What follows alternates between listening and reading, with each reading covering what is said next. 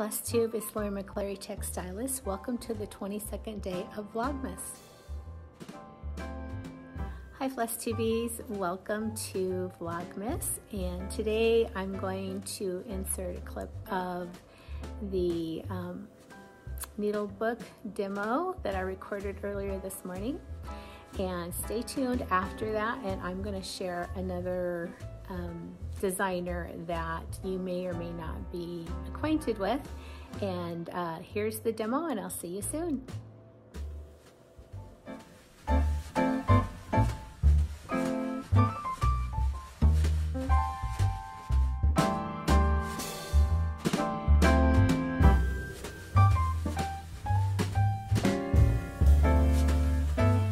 Good morning and welcome to the much requested and long awaited needle book tutorial.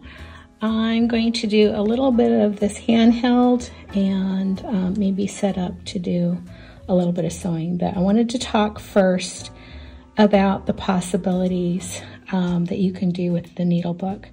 So first of all, it doesn't have to be any particular size. You can match it to the scraps you have. You can make it a specific size. This is the one I did earlier in Vlogmas, and I made it a little bit larger. It does have pockets here, and then it has some wool felt there to put your needles in. And you can do it any colors. You can put something on the front, you cannot. So this is one example.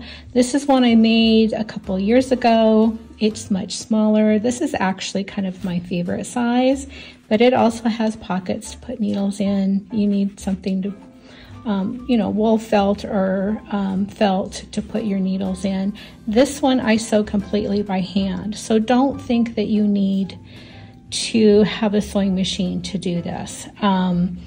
I think this went together literally in maybe half an hour. It probably took me longer to figure out what fabrics I was using and to decide what was going to go on the inside and the outside than it did to actually sew it.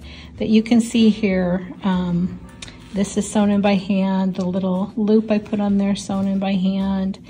I did some big stitches along the edge here just to give it an accent. Sorry, let me get up there. So you can see it. And this one I put in some leftover batting, fusible batting. This one has no batting, and that's what I'm going to show you today. But know that you can choose to put that in there or not. It's lovely either way. They're just soft little needle books, so they don't really need to have, a sturdy foundation unless that's something you're really going for. This one was made by a friend of mine, Barb. She likes to do sashiko stitching, so she did pieces of sashiko and then she lined it and put batting in here. So that's not even wool. She just put pieces of batting in there and sewed in little pieces of ribbon so you could loop it closed or tie it closed. This one is from my friend Wendy Petros. She gave these to us when we were table mates at the attic summer school, and this is beautiful. So you can use like a leftover orphan block. You can sew these together. Any type of stitch piece that you want on the outside you can do here, and she did a lot of work here. This is a little bit larger, closer to my big one here. And she went all out in this. So the possibilities are endless. She has the pockets in here. She put in a couple of pieces of wool, and then she put this little accent with a button. Isn't that lovely? And this has some blackbird fabric. I think this was the year that this fabric came out. So, and this does have some wool in it, not wool, excuse me. This has some batting in it. And then she stitched onto the spine a piece of lace, a long piece of lace, so that it could be wrapped around and closed with the lace. So many things you could put on the outside. I pulled this little stitch out. I'm not sure if I'm going to put this on a needle book, but this was a stitch piece from Veronique Ingenge's book. In fact, I'll show that book later in the video, or maybe before this. So now that you can see what the possibilities are, I'm going to set this all aside and let's talk about some measurements and how to put this together. Okay, for a needle book this size, I think this finishes at about 2 by 3, 2.5 by 3, something like that. You're going to need 2 pieces of fabric, one for the inside and one for the outside, that are 6.5 by 3.5 inches.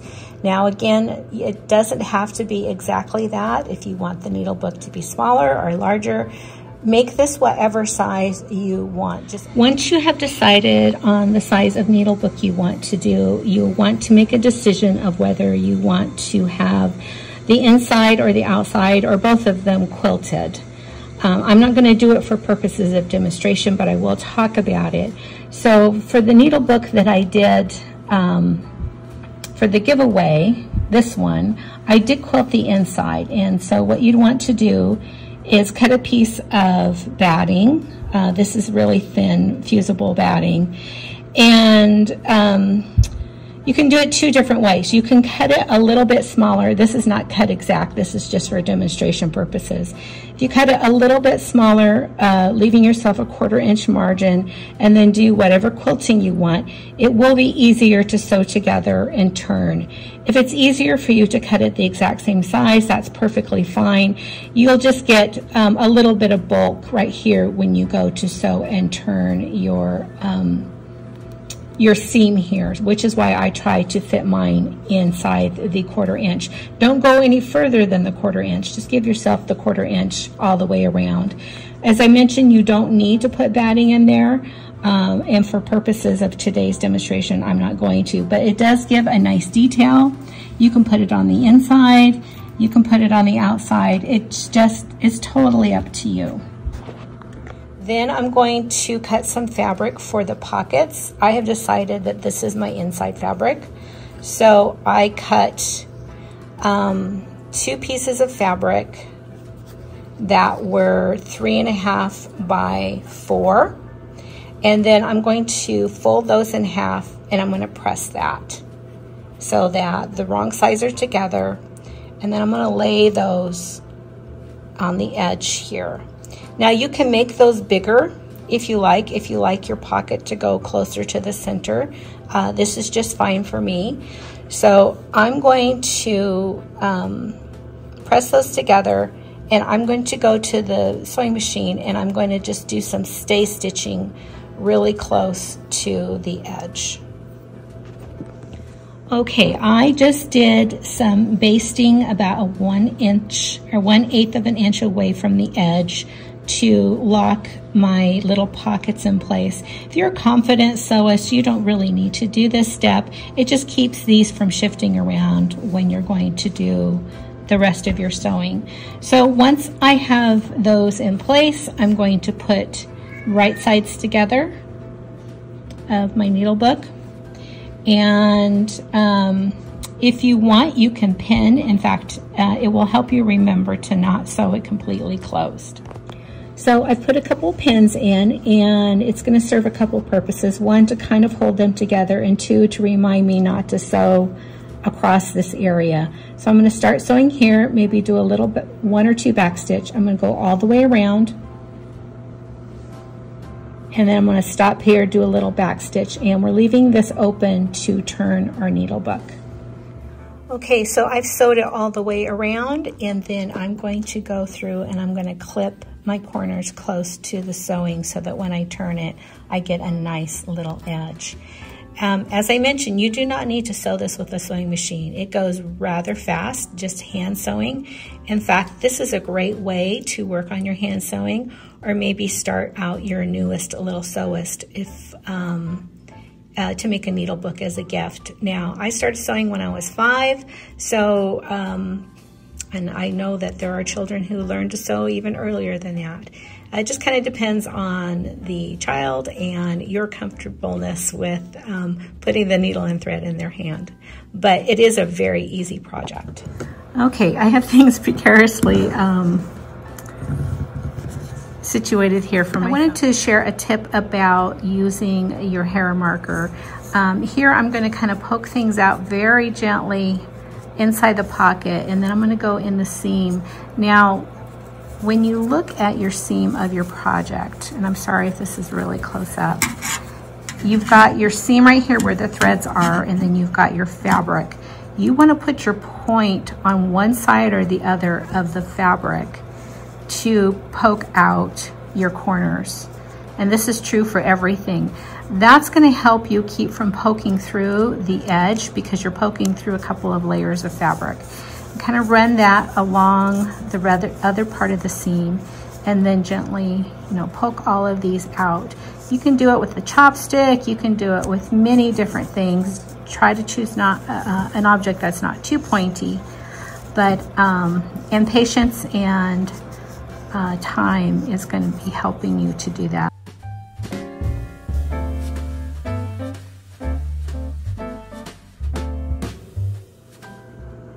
Okay, my needle book is all pressed flat, and now's the time you can whip stitch your opening closed. You can take some fabric tack and just give yourself a couple dots of glue. I'm going to cheat. I'm not going to hand stitch mine closed. I have a little strip here of my light heat and bond. It's just a little strip. Remember, I save all the little bits, and I'm going to tuck it in here with the paper on. I'm going to tuck it into the opening, and I'm going to press that. Let's see if I can do this without dropping the camera. I'm going to press that, and then I'm going to let it cool, and I'm going to go back in and take that paper off, and then press that and seal it closed. So many different ways. If you're a purist, go ahead and hand stitch it closed. You can also, it's very pretty and decorative if you just do a big stitch right here or a big stitch all the way around. You can even do a big stitch like I showed on this other one where I did a big stitch right here on the outside just to give it some interest. Any way that you want to do it. Okay, I've went to my wool scrap bag here, and I'm kind of looking for a good piece of wool to put in the middle. That's fine. It's kind of the wrong color red, so not sure about that one. This is a totally different colorway, but it's kind of fun. I mean, it doesn't have to be exactly matching. This was part of the wool that I used for the tree. I'm still not happy with that. This one is more cream, but I kind of like that one. I'm gonna go over here and see if there's anything else that really sparks my interest. Ooh, there's some green here. Do I have enough? I might have enough. Oh, that would be really fun and bright. Let's see, some brown. I think actually, even though that's kind of a cream, I like that. So I'm going to go and just measure a halfway. I actually can probably just fold it in half and press it to get my halfway point, and I'm going to stitch that in. Okay, I'm back. Actually, that last fabric, the wool was a little bit ravelly, so I'm going to choose this really pretty blue and green plaid. And I turned my book over and I pressed it so I got a nice center crease. And I did the same thing with my wool. I'm just going to lay those on top of each other, and I'm going to stitch this down. Okay, I have it stitched down. If you were going to put a tie and you wanted to stitch it to the spine, that would have been the time to put a tie, a piece of lace. I'm not going to do that this time. You could also did some decorative stitching. Again, this is a really great place to do hand sewing, do big stitches. I think that would have been great. If I knew where my pinking shears were, I could have cut the other fabric with my pinking shears like I did in this one here, but I couldn't find them. So Lots and lots of possibilities. So now I just want to put something a little bit decorative on the front. You could do a button closure. You could do a magnetic closure. You could find like an old piece of jewelry and put on the front, whatever you want to do. What I have done is I searched through my scrap bag. Everything I made today was with just scraps, and they're not even big scraps, so save your tiniest scraps. This was a piece of this fabric, and what I did is I took the Heat and Bond Light, and I took even just little pieces of it. Let's see if you can focus on that here. See, I have little pieces together. I just wanted to make sure that I've covered the whole back of this, and I ironed it to the back of these birds, and I'm going to cut out, giving myself a little bit of white around the edge, and I'm going to put that on there. Okay, let's see if I can do this without making too much of a mess of it. Again, I'm using the curve going the opposite way. I'm just freehand cutting this a little bit outside the bird. I'm not terribly concerned if it's not exactly the same amount all the way around. This is supposed to be fun, and it's homemade. So I think it's more important that it's made with joy and love and excitement than it is that it's perfect. So I'm gonna keep going around here. And let's see, a little bit more to go.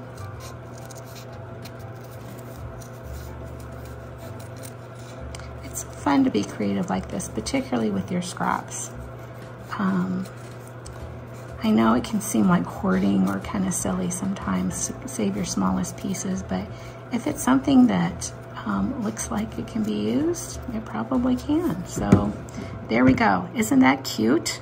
I'm gonna go ahead and peel the paper off. That might be easier said than done, but I know I can get it there. Sometimes if you take it and score it like that with your scissors or like a needle, and then very carefully, because there's some small little edges there, I'm gonna peel that off.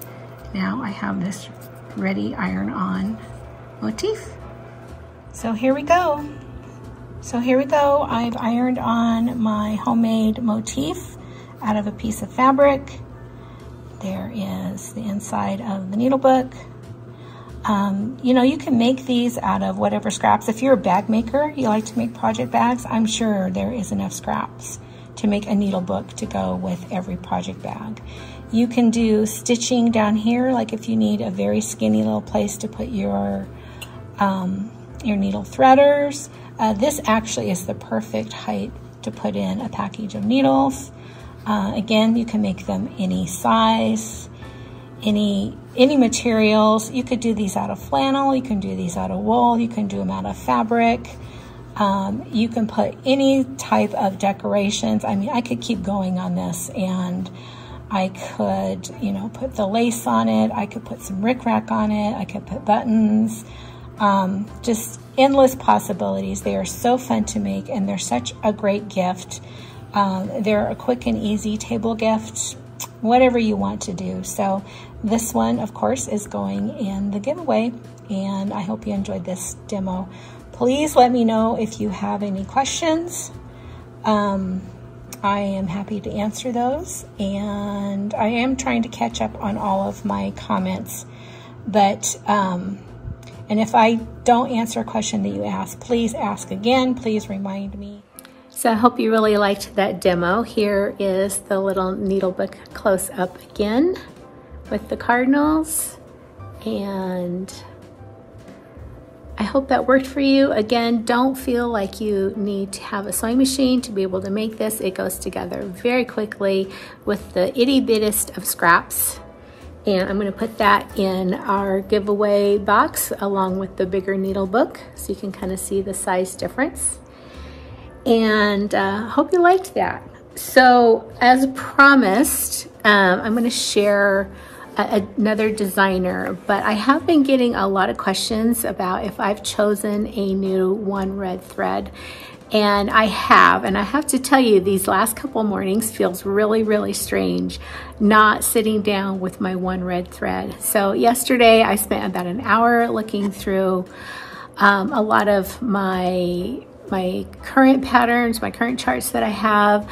I went on to the hashtag one red thread and I kind of looked through all of the different stitches. I found a designer who unfortunately is no longer designing, a Facebook group that I joined, and there's about 4 or 5 charts that I am going to be on the hunt for to stitch, and a couple of them will definitely fit into the one red stitch.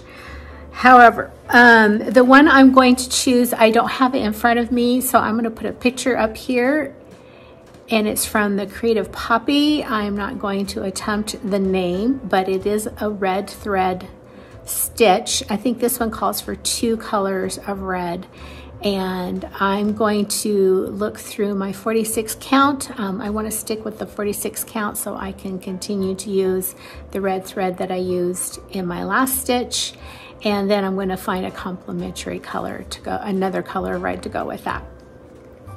Okay, so the designer I wanted to share with you, I think I shared this last Vlogmas, but in case I didn't, and that is another French designer, and that is Veronique Ingenjay. And I only have this one book. She has several books. I definitely would like to invest in a couple of more books, but this one is gorgeous. It's Christmas. Very unique style.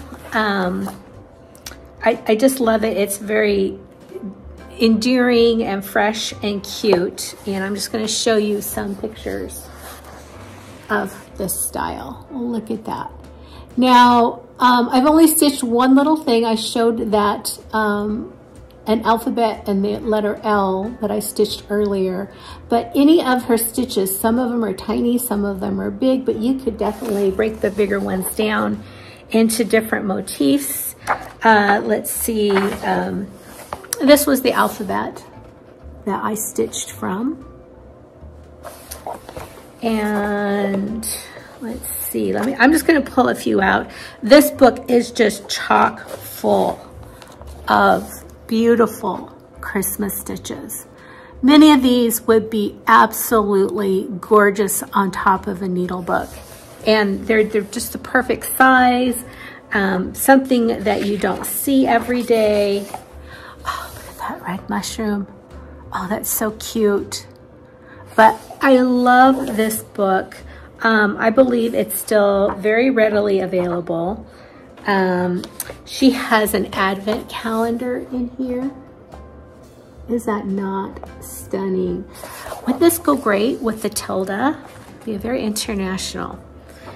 Let's see what else is in here that I can share. I'm just going to show a couple more, but I would encourage you to go take a look online at her designs and her books. Oh, look at this Christmas tree. This is what was on the front. But look at all those beautiful little motifs you could pull out and individualize a needle book, or maybe a covered button, or just, you know, any of the little small things. Did I show this one already? I think I did. Let me find another one that I didn't show. Oh, I love this. Look at these sweet little children around the Christmas tree. So I wanted to share that with you. Again, this book is Christmas, The Magic of Christmas to Cross Stitch by Veronique Ingenjay. Hopefully you can see the spelling there. Here is the ISBN number if that helps. And I hope you will go check out her beautiful work. So that's all for today. We just have a couple more days left, and I will see you tomorrow. Bye-bye till then.